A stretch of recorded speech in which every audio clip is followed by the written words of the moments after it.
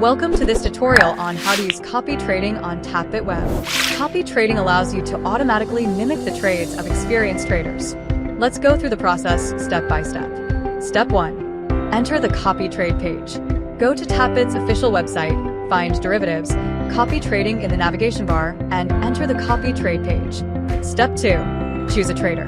You can choose the trader you want to follow by switching the data list. Click on the trader's avatar to view the trader's trading performance and leading history. Step 3. Copy trade.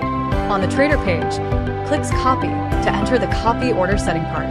Check and set copy trade mode settings, advanced, supported trading pairs. Step 4. Check copy trading data and manage your following. On the copy trading page, click Manage My Following to view the copy trading data, including current position, position history, my following, etc.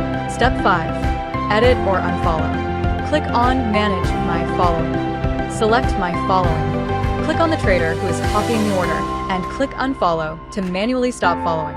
Click Edit to enter the setting page.